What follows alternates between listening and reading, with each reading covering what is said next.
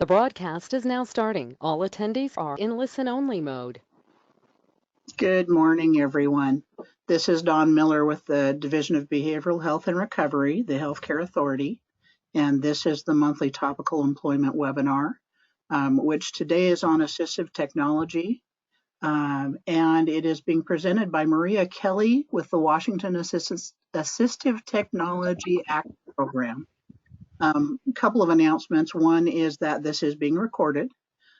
So if for some reason there's someone that wasn't able to see, we're able to get the recording out to them after the fact.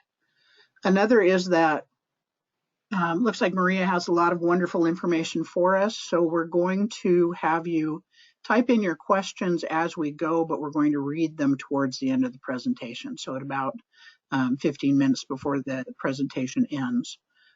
So do please, as we go along, type your questions in the chat box or raise your hand or whatever works best for you. We can also unmute you individually if you'd prefer to speak verbally when we do start taking questions. So having said that, thank you, Maria. I'm going to turn it over to you. Great. And I can control my slide. I'm going to control my slides because, right? I'm doing all that. Yep. Okay, great. Absolutely. So good morning, everybody. As Dawn said, I'm Maria Kelly. I work for the Washington Assistive Technology Act program. The first couple of slides are just to give you overall a general overview of our program and the resources that are available to us. And then we'll dive into the assistive technology topic, specifically addressing some of the challenges with individuals who have mental health issues.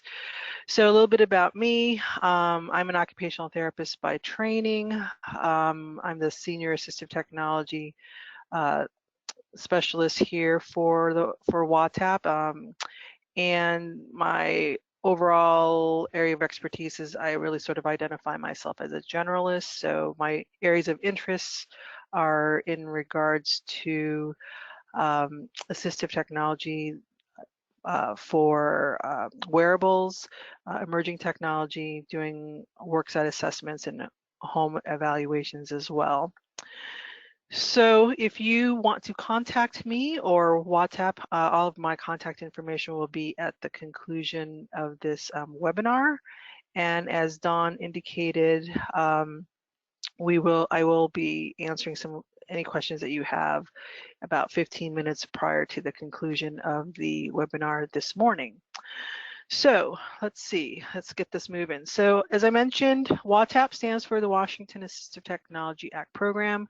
We are actually housed at the University of Washington, so I am a UW employee. We are under the, managed in this University of Washington Center for Technology and Disability Studies department.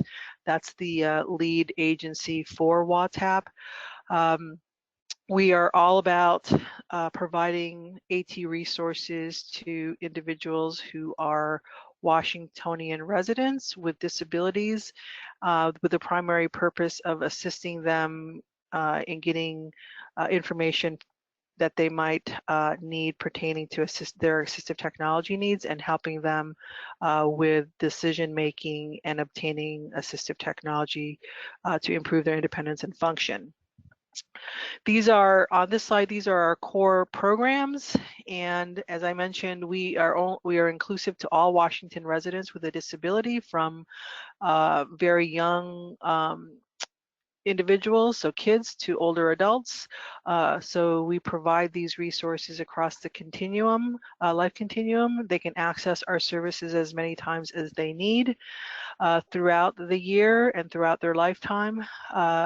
We do not require that the individual provide documentation of their disability.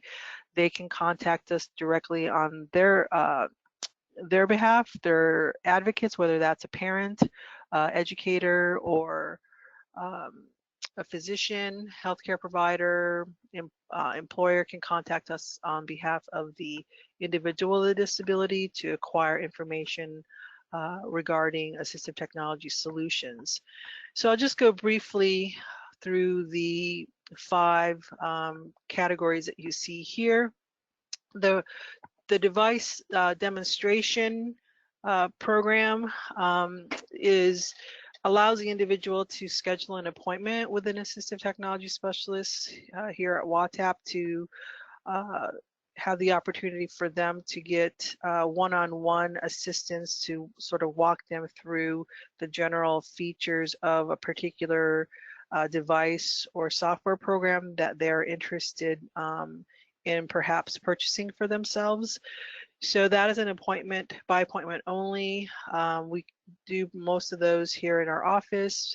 I would say half of those in our office, the other half out in the community or the location that the individual would like us to meet them at, whether it's employment or an employer's work site, or their it could be even at their resident. So it's a case-by-case basis. There is no cost for the demonstration. There's no fee associated with that, and it's not an assessment, so they wouldn't leave, or at the conclusion of that meeting there would not be a report. So if you have clients that are interested in this, you can always send us an email or give us a call, and we can schedule that demonstration appointment. This is a screenshot of our website. The other program that we participate in or provide for our clients is they can search our inventory to borrow equipment. We have a very active and robust lending library. This is just a screenshot of the online inventory list. The person, similar to any like Amazon website, you can enter a particular category and then it'll populate what we have in our lending library. There is an administrative fee for borrowing equipment through us that helps us with sustainability because that lending fee covers the shipping, because we ship the equipment anywhere in the state of Washington, and that lending fee covers all round-trip shipping and any insurance that would be necessary based on the technology that the individual is wanting to borrow. My colleague Scott Kanan is the one that manages that. All that information if you have clients who would like to borrow equipment, all of that information is on our website, and if you have further questions, Scott would be the one to work with in facilitating the lending program. We also do provide consultation and evaluation. This is a fee for service. My other colleagues are well versed in vision and sensory loss, so vision and hearing loss,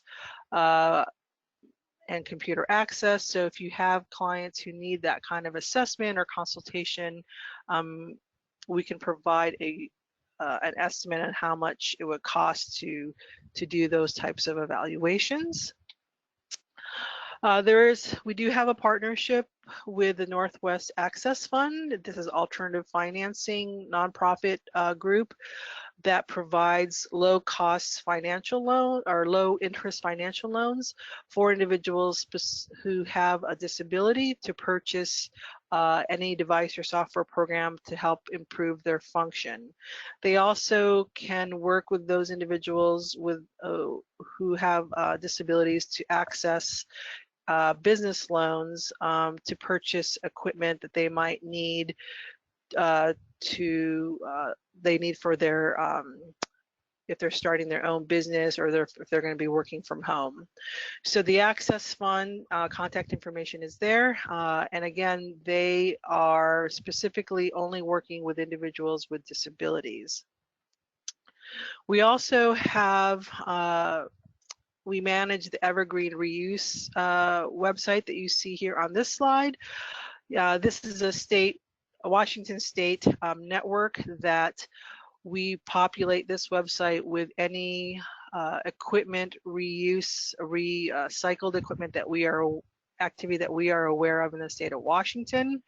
Oftentimes people will contact us and let us know that there's other reuse, AT reuse and AT recycled programs that are occurring in our state and smaller communities, and we always welcome that information, and we're more than happy to put that listing on the Evergreen Reuse website. So just again, if you go to this website and you see something that we don't have listed and you're aware of, we welcome that information.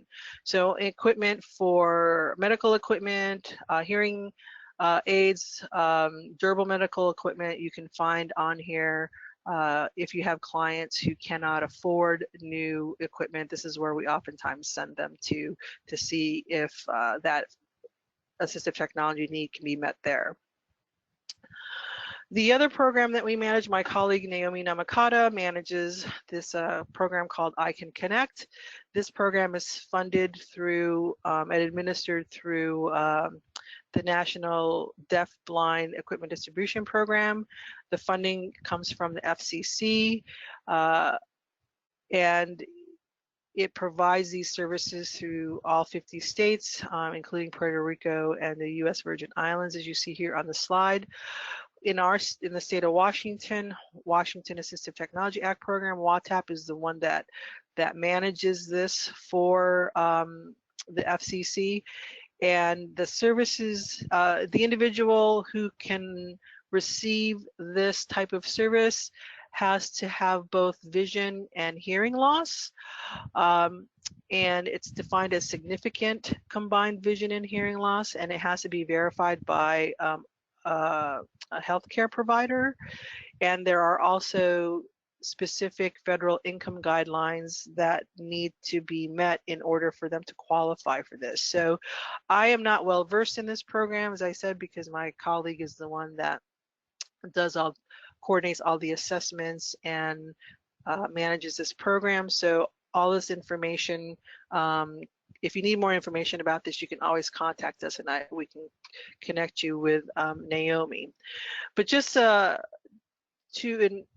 educate you, this program pays for, if your clients can qualify for this, they pay for really some significantly high cost equipment. So as you see here on the slide, if they qualify for the program, they can get funding for refreshable braille devices, even computers, both Mac and Windows based computers, iPads, cell phones, even landline services, and various alerting devices as well.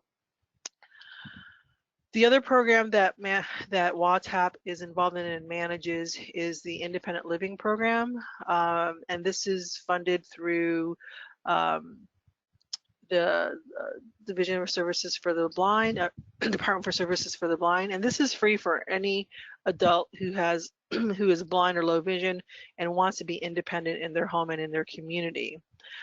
So there's funding within this program to provide provider to come in to assess the individual's needs in their home.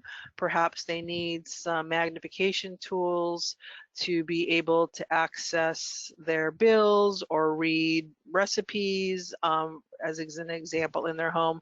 And so those are things that this particular program can provide funding for. Bear in mind that if you have clients who are still of working age and who have vision loss and are interested in employment, then they would still need to go and apply to VR services. Okay, so that is us in a nutshell. It's a lot of information. We do a lot of things with very few employees. I am one of 3.5 staff members, and we're tasked with providing these AT resources for the whole state of Washington. So when you contact us, depending on the location of your clients, it might take us a bit to, depending on our workload, to get out to various areas, but we do get out there. So just some general, laying down some framework in regards to how we go about with AT selection. Lots of our clients who come in, and especially asking for assessments, we always try to get them to understand that when we're choosing AT, there's a lot of options that are out there, and to be able to understand those options better. We have to get and matching it up with the individual. It's very, very important to make sure that we understand what the functional needs are, and so that we can match the AT to the features that will enhance independence and function for that individual. And that's basically what this slide is saying. So there are situations where an assistive technology assessment might be appropriate for the individual, depending on the type of technology that they will need based on their functional needs. So the ranges of AT can be no to low tech, to high tech, to moderate tech. So oftentimes individuals who need more of a low tech solution don't need a full-fledged assessment. So it's a case-by-case basis. We're always educating individuals and telling that we're trying to focus on task and function, not just the technology or the devices, because that will help us identify more appropriate solutions for them that they can master and be independent with. If we end up matching them with technology that is above their ability to master it, then the likelihood of that individual not wanting to try other alternatives is much greater. So this, you will be getting a copy of all of these slides. I'll be sending them to Dawn. So this is a reference for you to refer to as you need. The other thing to keep in mind is once we match the individual with the AT, it's always important, depending on the type of assistive technology that they're provided, is that they need to be trained on it, depending on the complexity of that solution. And ongoing support is really essential for them to be able to be successful at increasing their level of independence. So now jumping into the topic of this morning, here on the slide you see cognitive impairments. You know, why am I talking about this when the topic is about mental health issues? We found that when we started doing these presentations and trainings on assistive technology for mental health illness, there wasn't a lot out there. But if you look at the challenges that individuals have who are struggling with a type of mental health issue, the issues that they're having has a parallel to the challenges that individuals who have cognitive impairments are also displaying. So for example, somebody who might have a bout of depression and anxiety, they are going to have challenges with being able to concentrate, or that which will affect them in making day-to-day, everyday life decisions, or being able to focus on a task.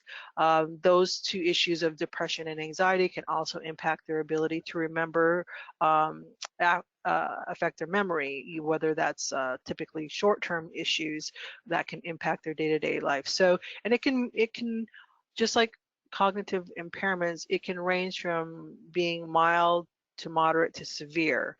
So in doing the research for mental health AT, we're really focusing on the assistive technology that we utilize for individuals who have areas of cognitive related issues.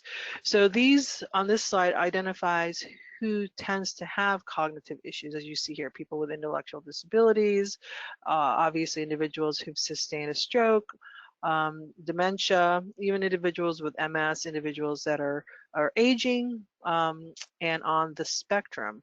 But we're going to focus, for the sake of this webinar this morning, on mental health.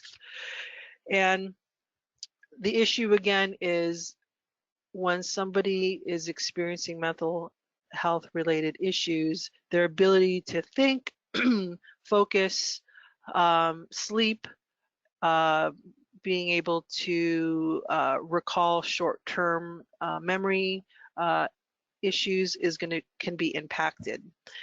So we're going to focus on, when I talk about some of the assistive technology solutions today, these are the areas in the bold that we're going to be focusing on. Is concentration, solutions for improving concentration, memory and organization, and those issues of making decisions under inconsistency and unpredictability are often can be dealt with when we're talking about ATs as how somebody can manage their sleep and the importance of sleep, and I'll talk more about that here in a few minutes. As you can see on this slide, mental illness, and I am not a psychologist, but mental illness covers all these broad range of conditions. For the purpose of this webinar today, the assistive technology solutions are going to be addressing issues pertaining to depression, anxiety, and stress,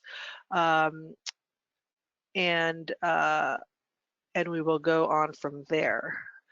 So just some quick statistics. Again, you're going to have a copy of this, so I'm not going to spend a lot of time on these slides, but just know that these are statistics from just 2018, that almost 50 million people in the United States experiences some sort of mental illness.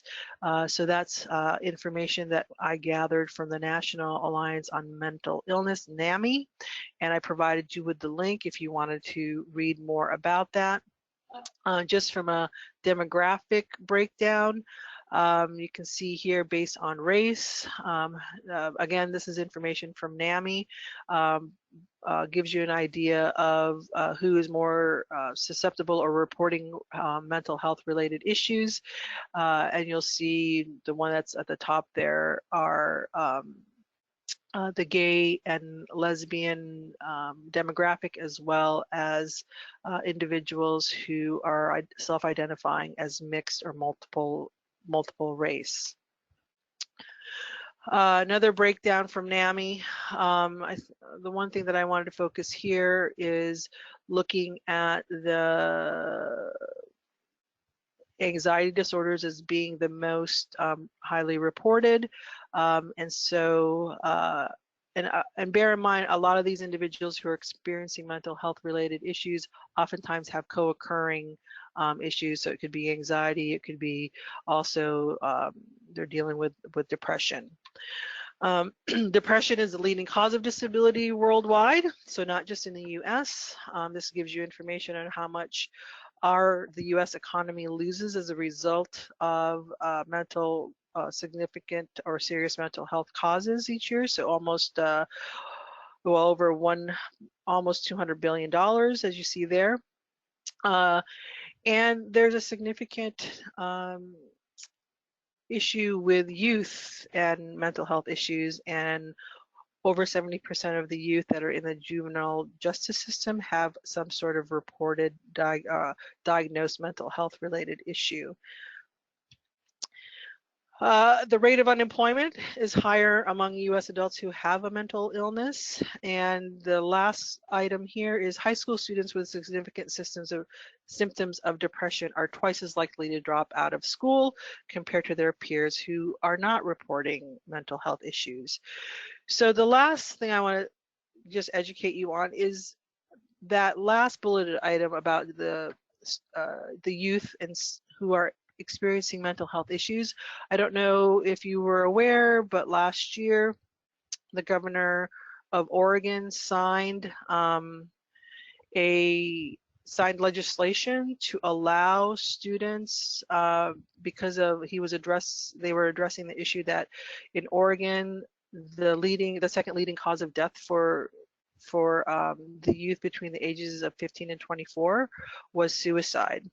And so they wanted to do something about this. And so now that legislation allows students to call in and have 5 excused absences within a 3-month period related to needing a mental health day.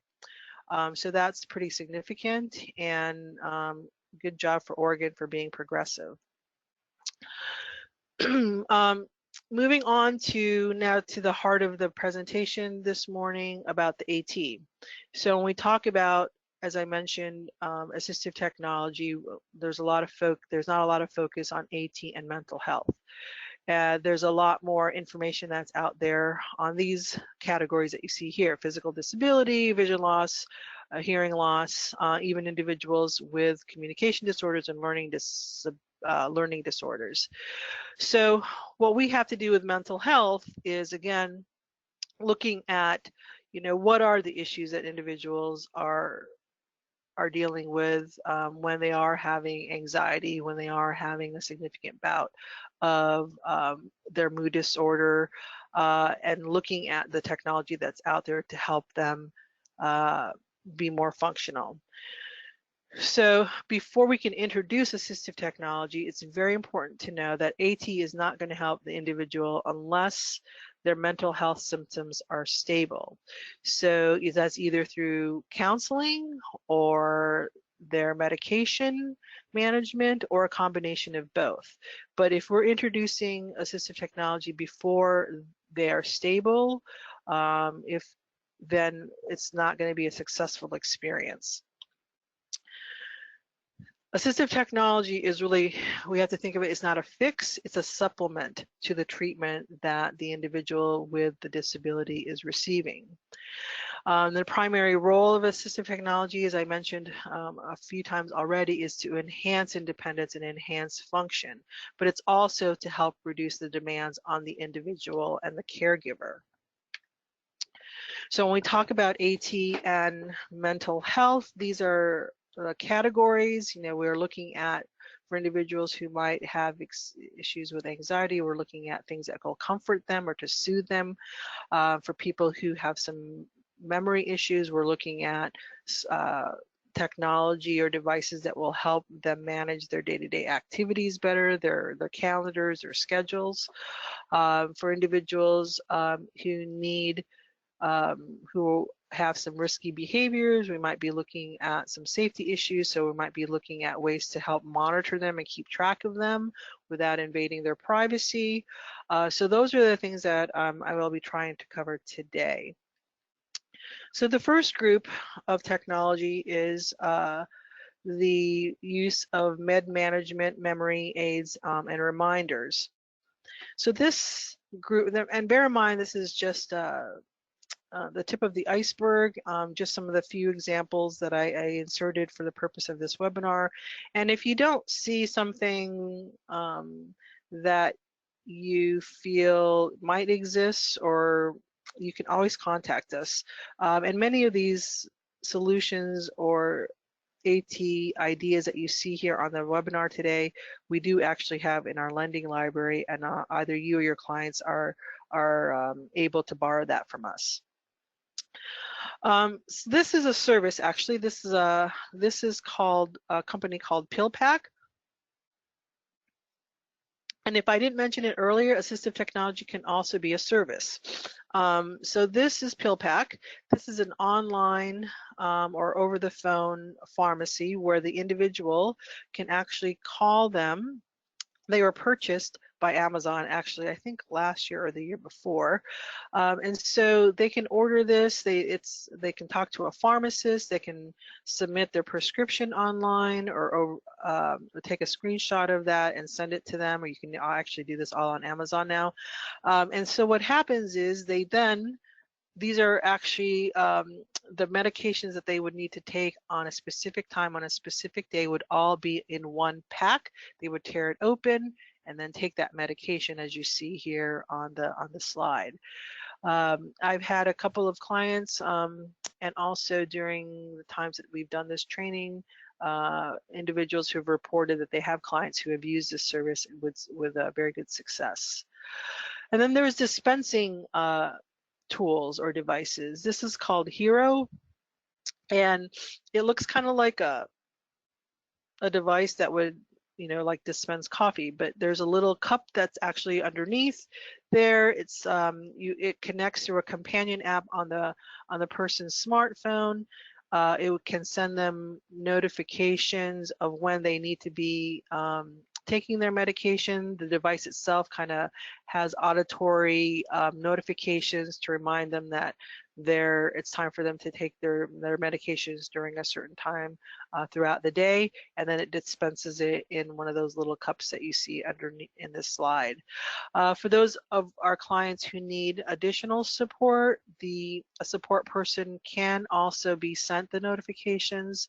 For example, if I didn't consume or take my meds at a specific time, that person could be notified like, hey, Maria didn't take her 10 a.m. medicine, so that support person can again remind me that I needed to take my meds. Another dispensing system that's less expensive is called the Auto Pill Automatic Pill Dispenser. It retails for $70. It looks just like a ring that you see there. Provides both audio and visual signals. It only opens up the compartment that the individual needs to take at that specific time on that specific day, and the other trays and the other compartments are locked down so that they cannot access it and mix up their medications. We actually have this in our lending library. We actually have the Hero in our lending library as well. And then there's applications. So this is an application called My Med Schedule. It's free. It's available on both Apple and Android platform. This keeps track of the person. The person can enter the medications that they're taking on a specific time, specific day. It also provides them an area within the app to enter information on when those medications need to be refilled, so it provides them with reminders. And they also can enter any information pertaining to their allergies, so they can allergies, healthcare, health provider information, and insurance information all within this application. So it kind of streamline all that information for the individual. The other one that's out there is called Med Coach.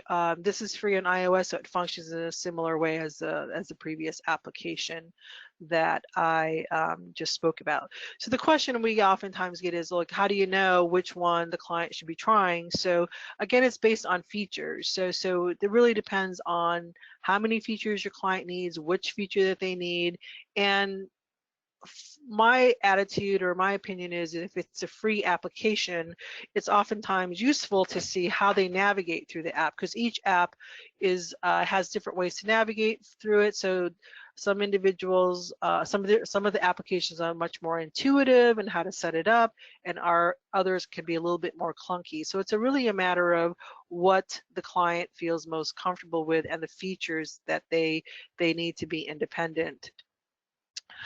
Moving on to schedule management. This is an application called AnyDo.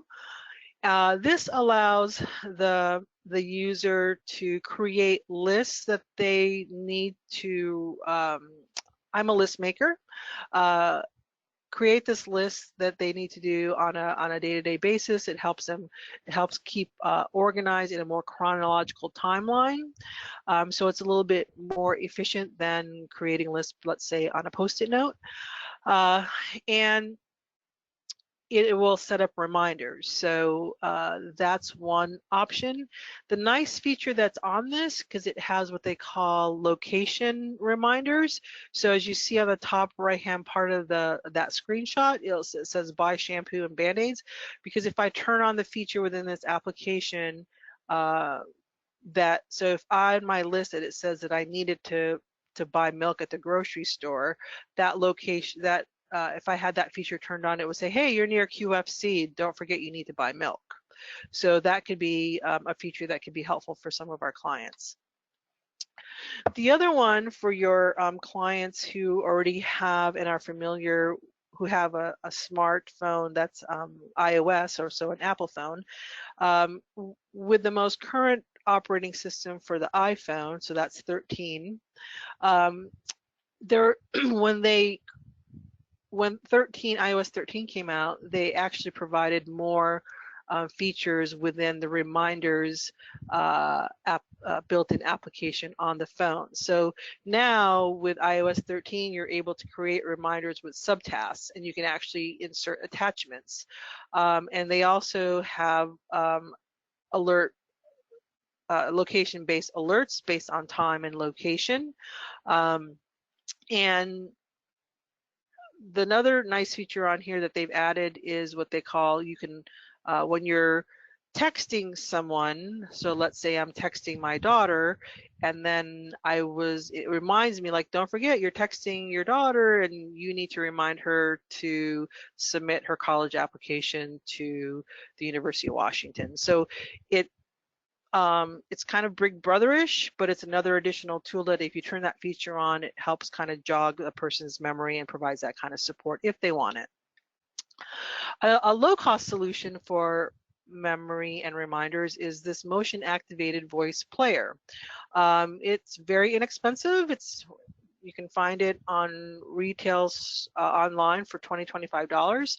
It allows you to create up to a 2-minute voice message, and you can place it anywhere that the person needs reminders. So for example, I could put this voice motion activated voice player by the front door, so it senses my movement. It'll say, oh, remember that you need your backpack, your lunch, your car keys, or whatever it is that I need to remember as I'm walking out the door. So that is another option depending on the needs of the client who needs that kind of memory assistance.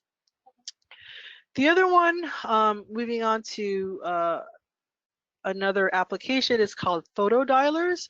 I don't know about you, but for me, since the use of smartphones, I actually only have 2 or 3 phone numbers that are memorized. This is an Android-based application, specifically called photo dialers. This allows the person to create photo based contacts. So if they have a difficult time navigating through their contacts list, they can just have pictures of individuals that they would tend to call or notify on a high level of frequency, and then just hit the picture of the person and it automatically dials it. So on iPhones that are operating iOS 7 and higher, there's a similar feature, and on this screenshot it shows you step by step what they would need to do. You can associate a picture for those individuals. So this can be helpful for people who also have print disabilities and have a difficult time with reading text. GPS trackers and locators. There's a lot of these little devices that like Tile or Stick and Find or Pixie that you see here on the slides, and what they do is they all work with a companion app. So you would load an application on your smartphone. I would attach, for example, the Tile. If I had a tendency of not knowing where my keys are, I would put the Tile key fob on my keys. If my keys were missing in action, I would launch the application. The Tile would ping on my phone, and then it would it would both have a light, so it gives me a visual and an auditory notification that would allow me to hear where my keys are. It has a 10-foot radius. So that is something to keep in mind, but you can attach multiple tiles. So you could, if you have a tendency to lose your keys, they have a tendency to lose the location of their TV remote, you can attach those tiles or those GPS trackers to multiple items. This I was informed and educated about when I was actually presenting at a conference a few months ago, and it's called Life 360. This is a subscription-based application, but we might need this for some of our clients who we have safety concerns for a variety of reasons. So this is both an iOS and Android GPS location sharing application. I cannot remember how much the subscription is, but if you look up Life 360, it will tell you. This provides real-time location of family and friends that are members that you associate as being members, and it provides a private map. So it's different than like Find My Friends, because Find My Friends is not a private map. And it alerts the people that you list as family members on there. So let's say I wanted to keep track of my 13-year-old daughter, and she has a tendency to not always charge her phone. It will also actually notify me when her phone is running low, so I can call her and say, hey, you need to charge up your phone. And so this could be really, the person who told me about this, she and her husband are guardians for his adult sister who has CP. And although she's very, for the most part, independent, she sometimes forgets to take her medication and lets her phone battery run low. So they found this to be a really helpful tool. Also, this is a secure way for them to have private chats and text messages within the application itself. The other thing this application can do, which I found to be very interesting, is that, so if you have individuals who are driving, so for example, teenagers, it actually monitors their driving speed, and if they're also texting when they're driving. So this is a fairly full-featured, very robust application. For task management and focus, we like to throw this in here because we do not ever want the assistive technology to be the barrier. So if we are working with clients, individuals who do not find technology to be helpful to them, that it scares them, paper-based calendars, day timers are always still acceptable solutions if that allows them to manage their day-to-day tasks.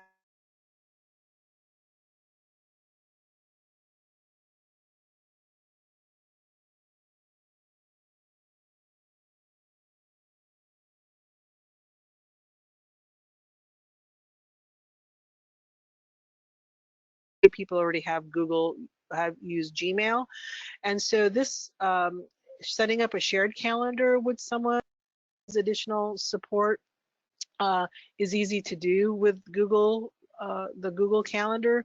It can be synced onto multiple devices, so they can access their calendar through their smartphone, a tablet, or even their computer. I can set up sharing so that if I tend to need an extra kind of nudge to prompt me to do certain things, I can create that extra, add support people within my calendar as well.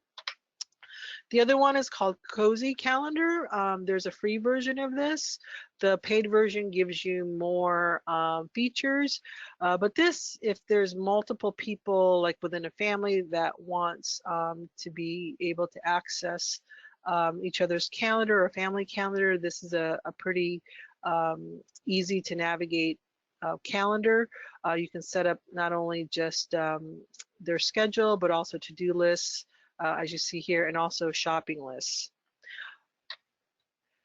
The other one is the Apple Calendar. So those of our clients who already are familiar with the iOS operating system, you can actually set up shared calendaring that you see here on the screenshot. So just know that this is also available. So it really, again, is based on what is the person, are they already familiar with a particular device, whether it's Google or an Android phone or an iOS device. And so we don't want to try to over sell a particular operating system if they're already familiar and independent with one. We're also, some individuals' use of wearables, so smartwatches, can provide them with additional support. Especially, this can be a viable solution for individuals who are discouraged to have their smartphones out.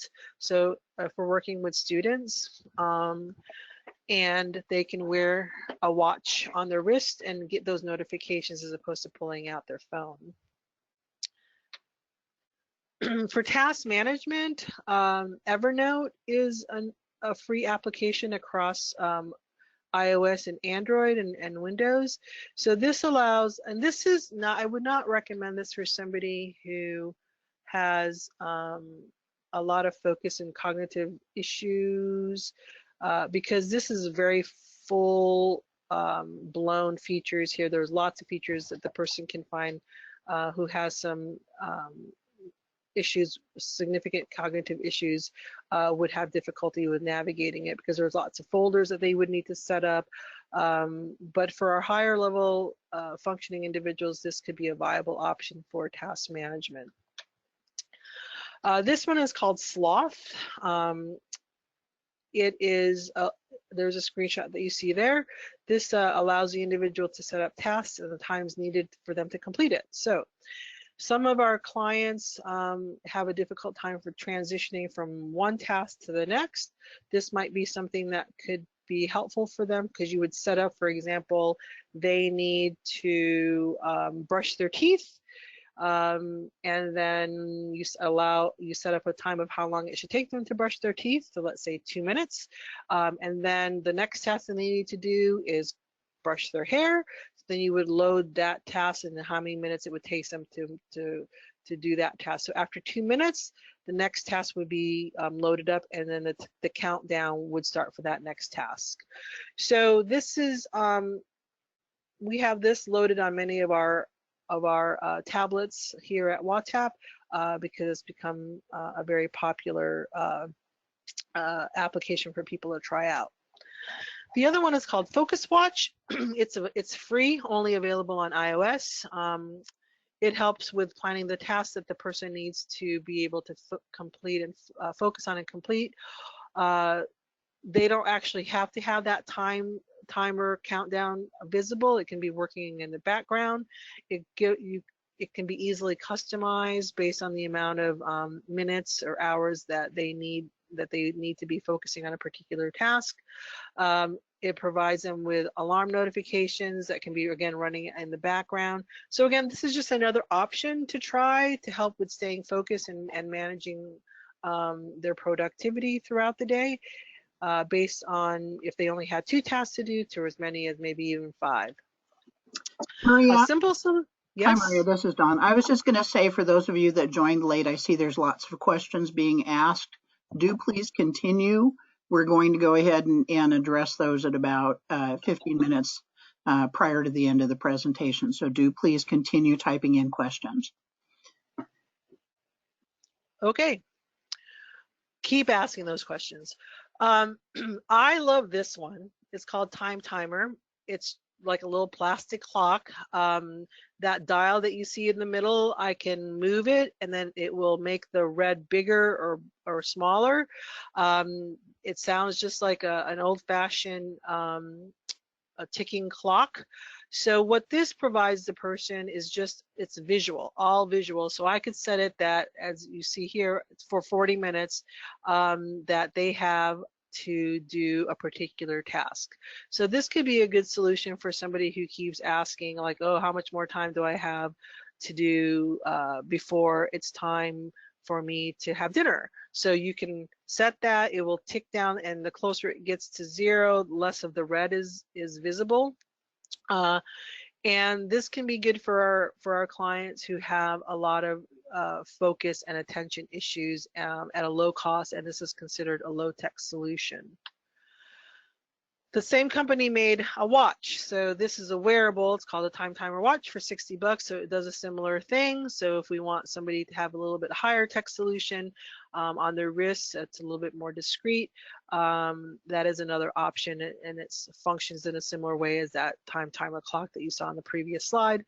As the time ticks down, there's less red visible on the screen.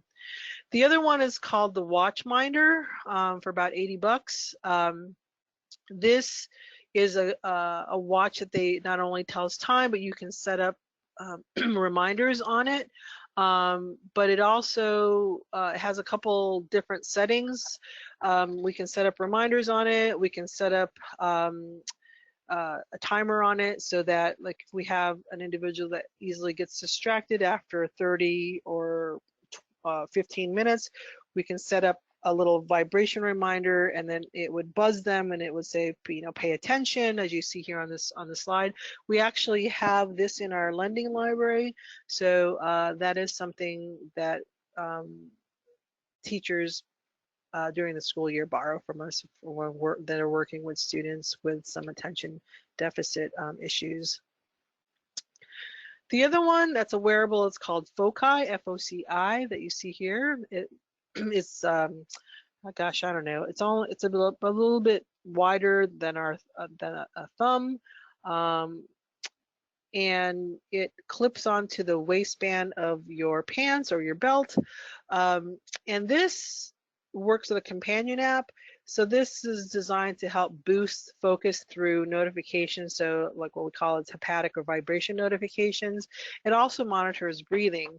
So those of you who wear like an Apple Watch, you'll notice that if you have that setting on, it reminds, like for me, it says breathe. So it gives me a reminder that maybe I'm holding my breath because I'm stressed out, or and gives me breathing exercises to do, or reminds me to do that. So Foci is similar in that it will, depending on the settings that I have set up on the companion app, will give me vibration notifications that I need to, you know, if I need to send myself notifications like 30 minutes or every hour to refocus my attention on a particular task, I can do that within this wearable device. We can also, smart speakers, we pretty much, let's see, we have a lot of smart speakers in our lending library. We have Google Home, we have the Dots through Amazon and Alexa, as well as I think we have the Apple HomePod. But these are good ways to have, you know, I use my Alexa often at home to remind me of timers. So set a timer for this, set a timer for that. So these are easy ways to do it, that you don't actually have to set up anything. You just use your voice to set up these reminders and organize, so they're all voice controlled. So those are another option to consider for our clients who need some additional support. And sometimes our clients need more than one, so that they might need this kind of solution for one aspect of their life and then another solution for another aspect. Visual scheduling, video modeling. This is Pictillo. It's an application. It's only available for iOS. It runs about 15 bucks. This was originally designed to create storybooks, visual storybooks. So we use it as a step-by-step video modeling tool for some of our clients who need additional support. So we can actually create step-by-step, if a person is having a difficult time getting for task completion, task sequencing is what we use it for. So because we can use still pictures that are personalized to them, we can actually create multimedia task management assistance for our client. So we can do still pictures, we can do video for them, and depending on, we can create multiple tasks for them to complete. So maybe they need assistance on how to make a lunch for themselves. So we can insert those steps within this application fairly easily, and it's a very intuitive application. And then there's visual schedule planners. This one, I believe, is available for both iOS and Android. So this just gives a person both audio and visual representation of their day. So we can create this on our to-do list, on our native apps on our phones, or some individuals need more an application that can be more customized to their needs. So I can create custom images, or I can use the stock images that are built into this application. There's also video modeling built into this application as well, and various timers and reminders. So the visual modeling, if I remember correctly on this application, for example, is, you know, what's going to happen when you go to the dentist? What can happen when you go to the doctor? What's going to happen? So if we have clients that need that kind of support, that's available on this application.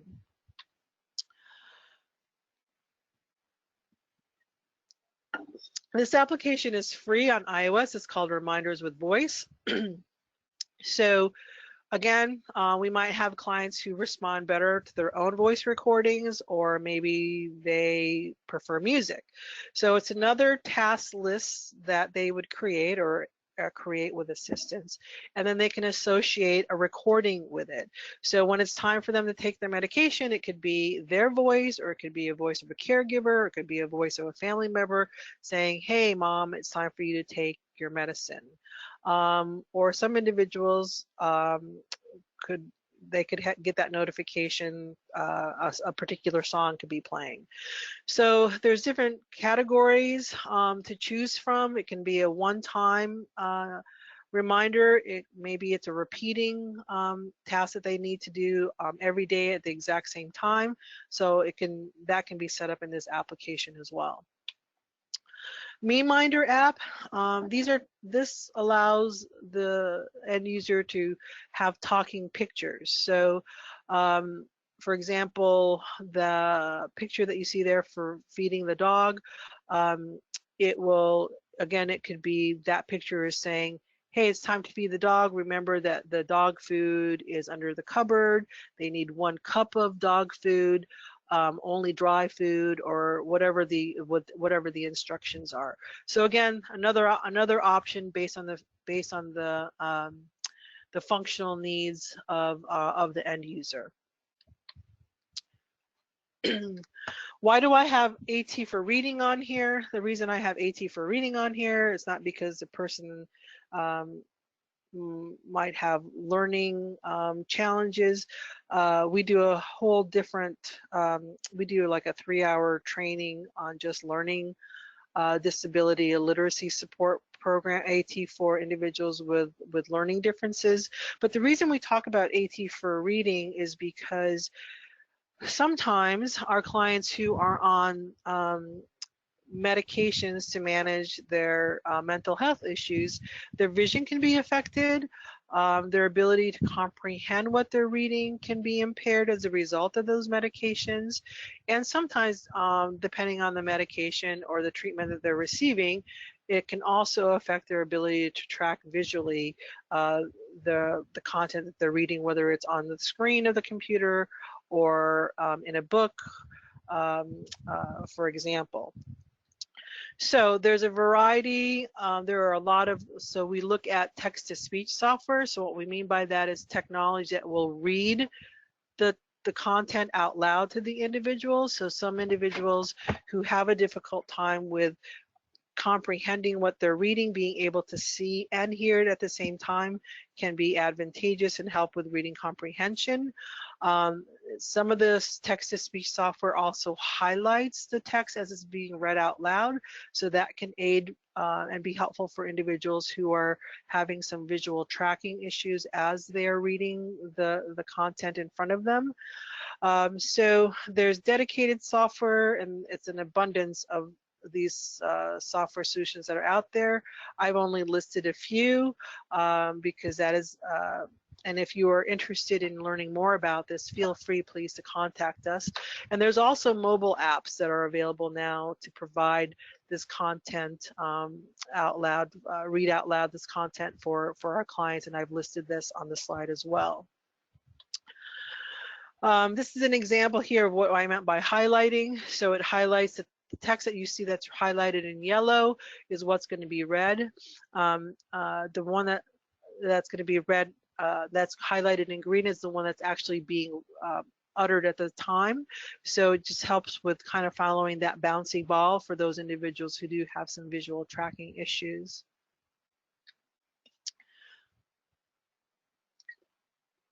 Other things that people have reported as a result of some mental health challenges is just being able to focus on note taking. So we are working with clients who might be in school or note taking during a meeting.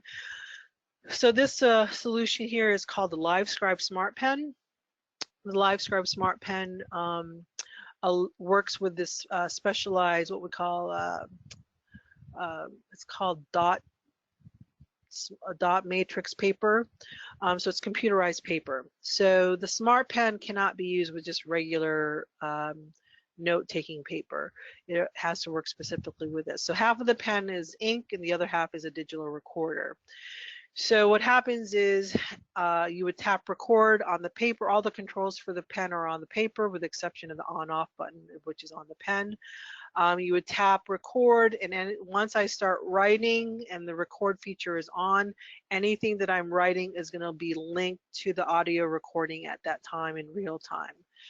So this could be advantageous, so the person doesn't have to take an overabundance of handwritten notes. They can just write down keywords. They would tap on that keyword, and whatever was being talked about during that time that word was written, the recording would play back. So it is one of my favorite pieces of assistive technology because it's not terribly expensive. You can get a Livescribe Smart Pen for about $130 and with a couple of pads of paper. This is an application similar to the Smart Pen. It's called the Sound Note. It's available on an iPad for $5. This also, you type in or you use a stylus to draw or write while the audio recording is capturing the audio version of what's happening at the time of the meeting. So similar to the Smart Pen, and this allows the individual at the conclusion of the meeting to actually share their text and their recording through, excuse me, through a text or an email. So just another option. Again, it depends on what the client feels most comfortable utilizing and what features that they would like to have. Moving on to AT for calming. So we have clients, again, that might be dealing with not just depression, but also, you know, they're stressed out and they're really anxious and they need to calm themselves. So similar to those weighted vests that some of us are familiar with for our pets, this kind of works on a similar concept. So this is not the cheapest type of AT that's out there. This was developed by a group out of Singapore called T-Wear. This is called a T-Wear jacket. And it's filled with air bladders. Inside of it, it's a zip-up jacket, a vest, I should say, and it works with a companion app. And they have both children and adult sizes. And so what the end user does through the use of a companion app that you see here on the screenshot is that they can control how much air they want in those pockets inside of the fleece vest. And it's giving them this calming, soothing hug. They can set it up to cycle through every couple of minutes, depending on what they feel to be soothing. We actually have this in our lending library. I think we have both the adult and a child size. So if anybody is curious, you certainly can borrow it from us. This is fairly new technology. This is compression clothing called Calmwear. So it's an undergarment that the individual who needs this kind of sensory calming that they can actually wear underneath their shirt. As you see here, it ranges, they can get a 3-pack of this for both kids and men and adult sizes for both men and women. And this is kind of the direction of technology, is wearables. And I actually came across this because I'm getting ready to present at a conference in January, at the end of this month, about wearables and emerging technology. So this is fairly new technology. AT for calming, another wearable tablet base is called Be Calm. As you see here, it ranges from about 110 to 205. These are preloaded audio sedation tracks, kind of white noise, other calming musical tracks that are built into the system, or the person can actually listen to this to kind of self-soothe and reduce their anxiety and stress. And we have this in our lending library. Another wearable is called the Spire. This is what they claim to be the Fitbit for the mind. This measures breathing patterns and also how many steps a person walks. So this works with a companion app. So when the Spire notices the person's breathing patterns changes as a result of stress and anxiety, it pops up breathing visualization on the companion app on their phone and helps gives them these exercises to guide them through breathing exercises. We recently added this to our lending library. It's called Touchpoint. It actually has these two things that look like watches. They would wear one on each wrist. This is designed to reduce stress. So through what they call gentle hepatic micro vibrations. So each of the wristbands that they're wearing on each wrist is going to alternate between those vibration triggers.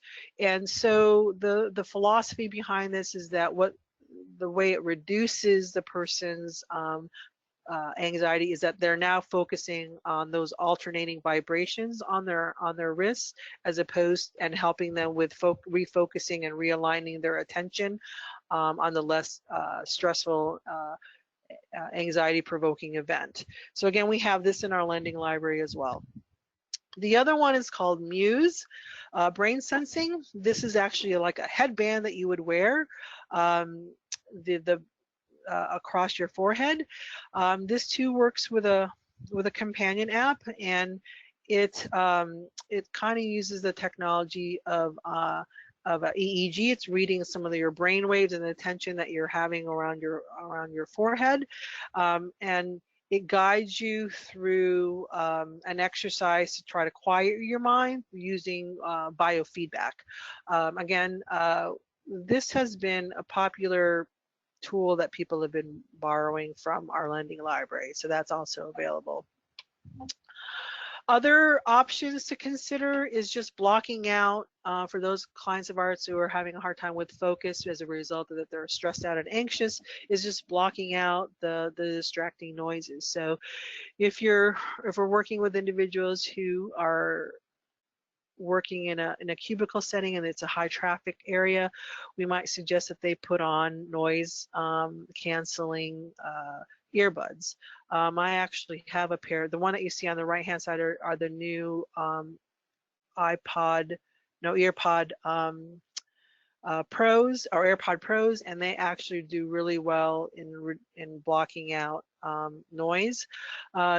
Or it can be something as low cost and simple as the noise reducing earmuffs can also provide that kind of improved concentration and decrease the noise around them. The other options are apps, and this is when I start talking about these apps, this is all about self-management. They're only as good as the person is going to use them. So if they don't launch it, they're not going to get the benefit of the application. So this application is called Simply Being, and it's designed to, when the person launches it and utilizes it, walks them through guided meditation and relaxation. This is a $2 app on iOS. They can do meditation with music or without music.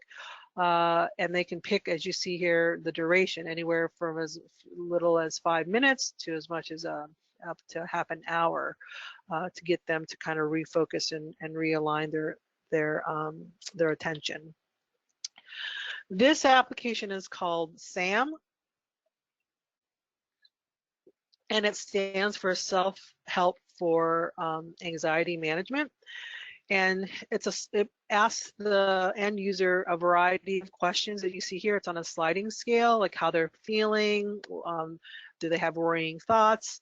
The benefit of this is that it allows them to save their answers and on a day-to-day basis, and then they can save this because then they can share that with their next meeting with their healthcare provider, which is important because maybe there's certain days of the week that they're more anxious, and it gives them kind of a picture of like maybe there's a certain activity that's triggering their anxiety, you know, what's preventing them from sleeping better on certain days. Maybe it's because of their change in their medication. So that keeping track and managing that and storing that information can be helpful. The other one is called Mindshift. This is only available on iOS, but it's free.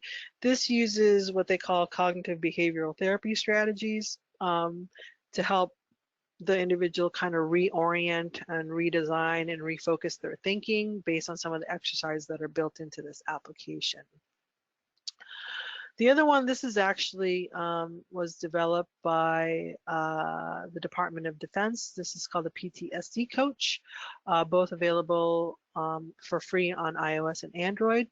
The DoD developed this because of the veterans coming back and having issues with PTSD. So it asks them specific questions pertaining to how they're feeling on a day-to-day basis. Based on how they answer those questions, the app will give them suggestions on ways to relax, anger management, and there's even a link there that they can, or a button within the app that they can select if they need additional help, and to give them resources, professional resources that they can reach out to based on their current location. Virtual reality is also becoming big for as a mental health tool. There's just starting to be some research that's out there to support the use of VR, virtual reality, for certain phobias and PTSD. So just know that it's there, and it's still a tool that's being vetted as a viable solution for certain anxiety related issues.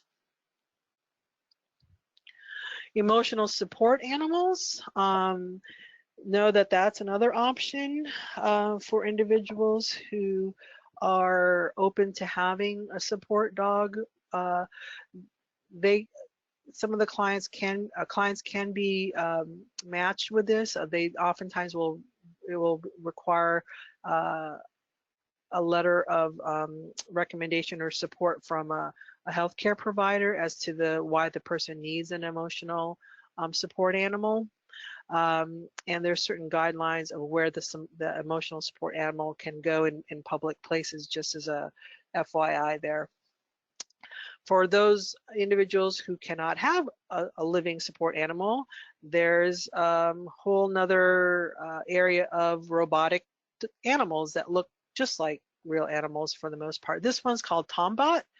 It has sensors throughout it. It actually responds based on the voice commands that we give it. And so that's an option for people who might not have the physical ability to take care of a living creature. Maybe they don't have a place for them to go to the bathroom. They don't have to worry about feeding it and whatnot. So there are some advantages to having this kind of option available to them. Moving on to sleep solutions.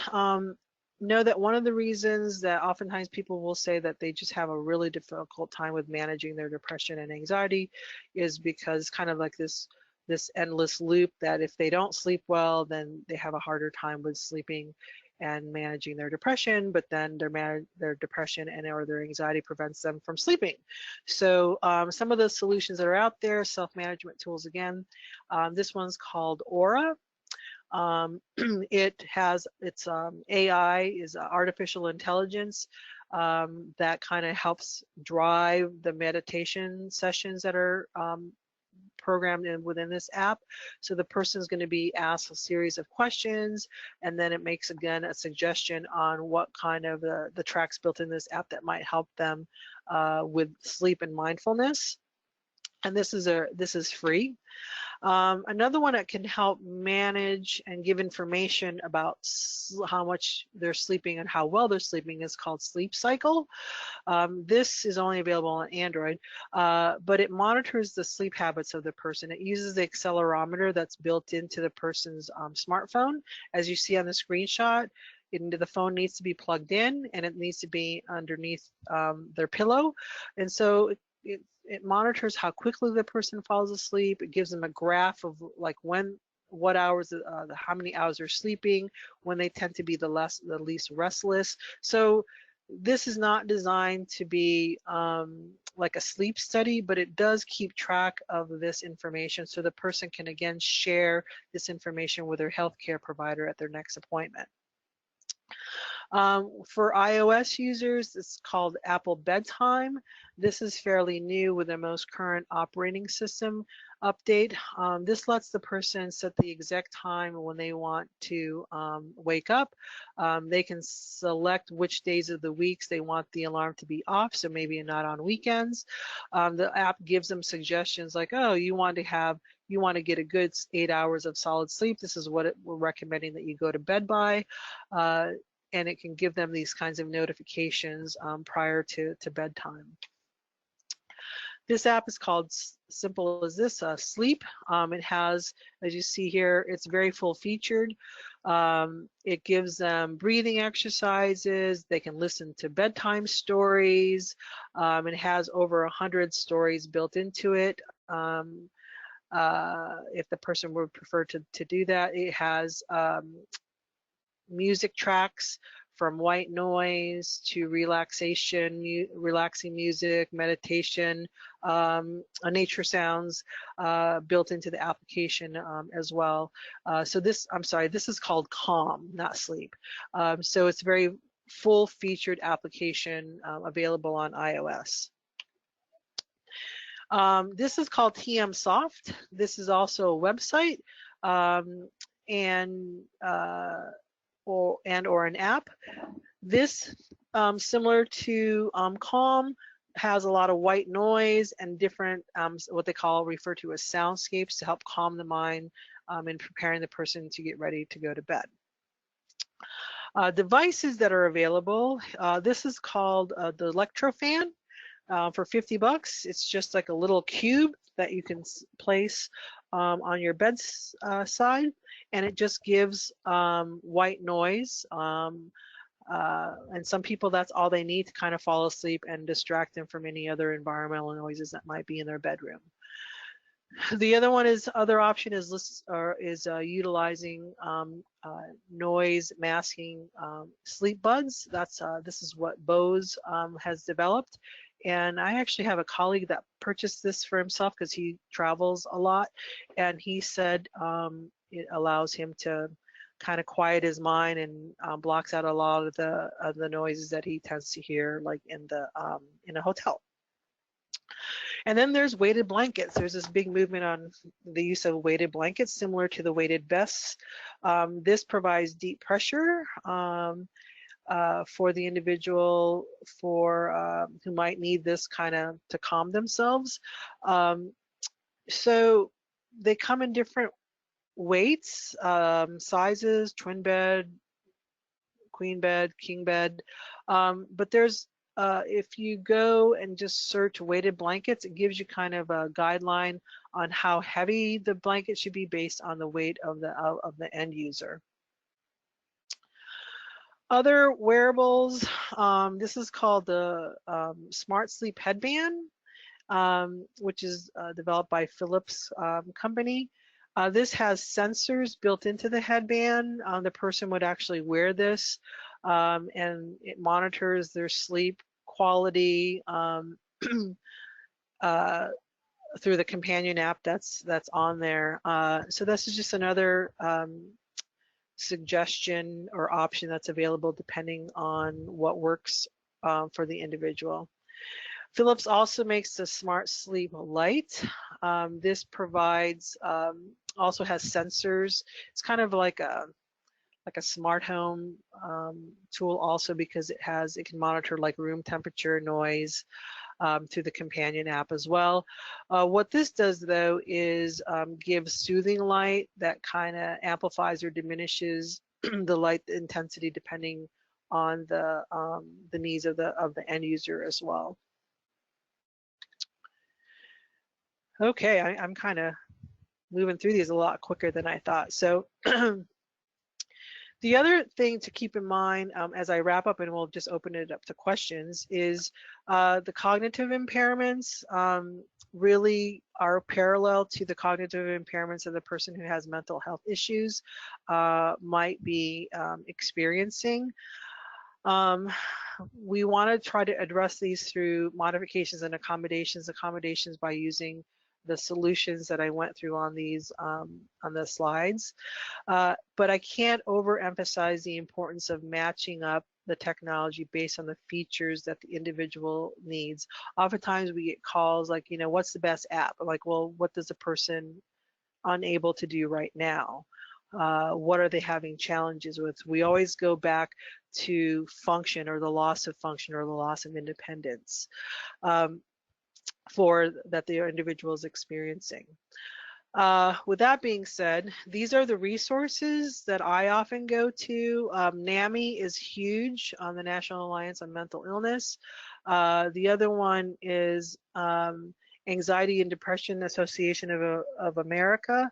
They have a whole section there on mobile applications that can be helpful for individuals who are experiencing anxiety and depression. So I would steer you towards them. And the last thing, in the day and age that we're currently living in, Mark Twain said it best, kindness is a language in its own that the deaf can hear and the blind can also see. So with that, I'm going to open it up to questions. Wonderful, thank you. Contact information.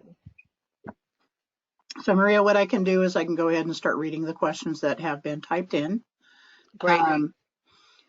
Someone had asked, will the presentation be available to see after the webinar, and would it be via email? The slides are going to go out and a recording link will go out via email. So for meetings, are these all located at UW, or are there any branch locations where meetings can occur for demos, etc.? The demos can occur. It's easy for us to do the demos up and down the I-5 corridor. If they're close to the UW, they can make an appointment and we can meet with them in our office. And then we have easier access to our assistive technology. But that's not just because they can't come to us doesn't mean we see people outside of our office. It's harder for us to get to the east side. We try to tend to if we have somebody that's perhaps requesting a demonstration over east of the mountains, we try to schedule more than one because it's cost prohibitive for us to just go out and see one person. So we'll try to bundle it up. Makes sense. I would mention too, if for some reason we don't get through all the questions, Maria, if you wouldn't mind providing me with answers, I can also send them out via the email. So if for some reason we don't get done before the session is done. Next question, would any insurance cover these? Insurance covers assistive technology if it's considered medically necessary. So oftentimes durable medical equipment, AT for mobility, speech language communication will be covered. But most of the things that I talked about today is probably not going to be covered unless they, for example, through DSHS, Roads to Community Living, aging. I know that the aging and long-term disability folks have a pot of each client that they have has an X amount of dollars that they have set aside for assistive technology. But to bill it through insurance or Medicare, Medicaid, it's highly unlikely it's going to get covered, the technology that I talked about today. Okay. Will children under age 18 be able to access some of the services mentioned so far? Washington Assistive Technology is across the lifespan, so they can contact us excuse me. if their parents can contact us if they're working with a child, have a child that's 3 years old, to anybody that's, 88, 90. Okay. Can SIXR propose VR, AR, 360 AI, and additional technology solution also? Can you repeat that one? Yes. Can SIXR propose VR, AR, 360 AI, and additional technology solution also? Can So maybe that's a question. If you could, if the person who asked it, Buddy, I believe it is, if you can clarify later on, we'll add to the bottom of the list, and we'll try that one again at that point in time. Yeah, I'm not sure I understand the question. So next question, does Wattap work with children or just adults? And I believe you answered that.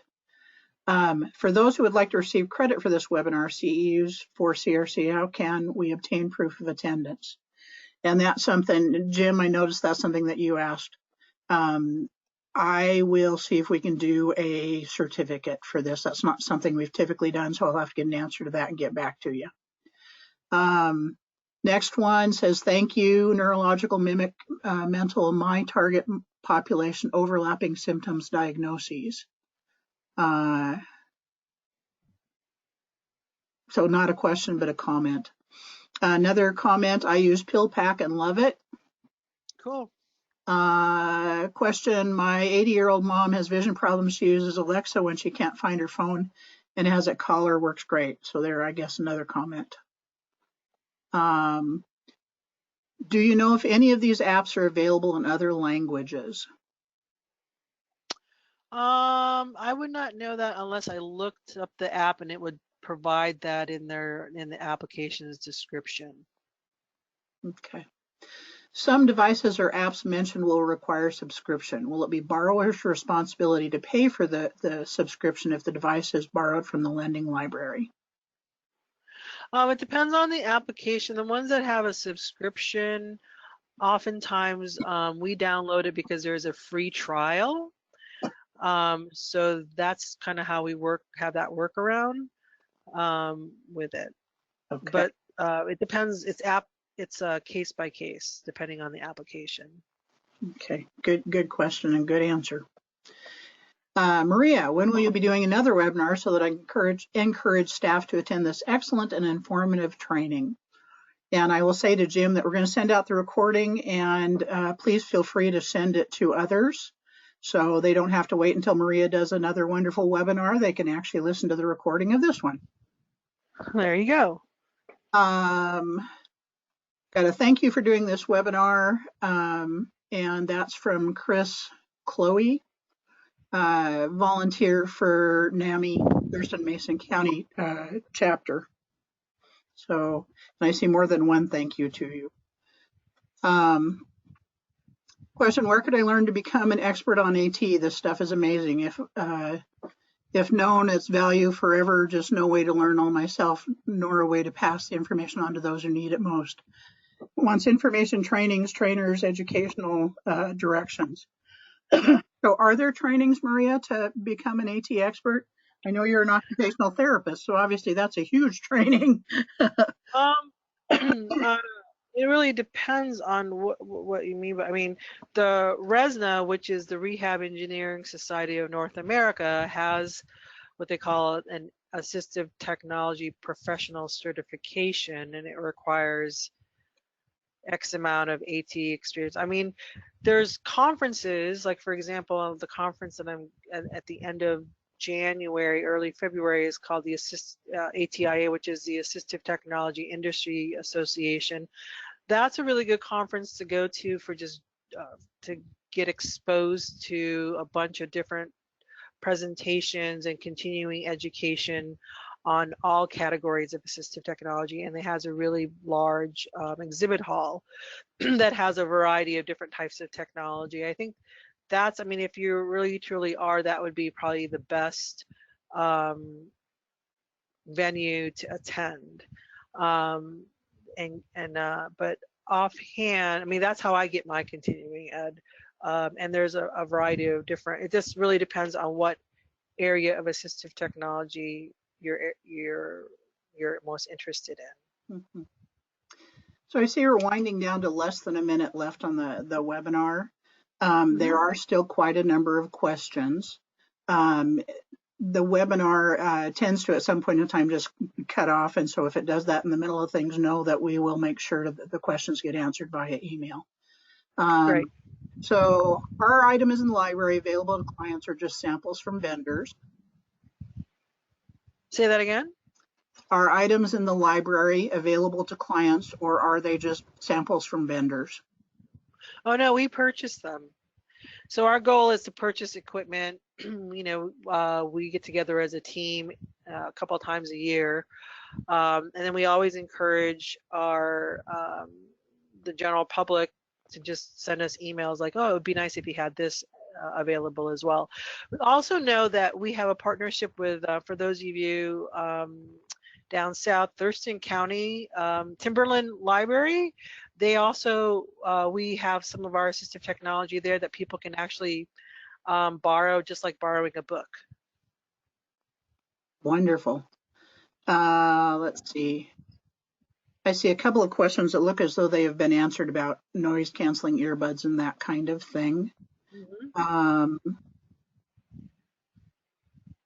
Does Wattap give recommendations for AT for a client? We have to have a medical recommendation in order to use DSHS funding. Yeah, we do assessments.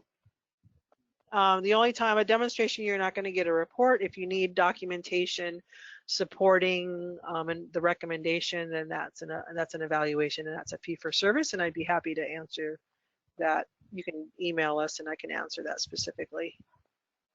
Give more details. Okay. Let's see. It looks like a lot of the rest of them are thank you and people that had to leave right at 10. And No so worries.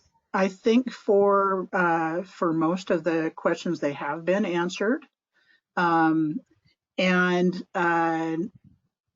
If you look at somebody just said, what's the contact information? Very last slide has the contact information in order to be able to follow up if you need to. And that'll be on that obviously will be forwarded to you in the PowerPoint. Absolutely. Yeah. So I'm going to go ahead and say that this ends the webinar. Thank you so very much for your presentation, Maria. It was wonderful. A lot of great information. Thank you for inviting me. You're welcome, and I do truly appreciate the presentation that you did. Thanks to those who attended as well, and the recording will be going out in a couple of days. Thank you, and have a good day. All right. Bye-bye. Bye-bye.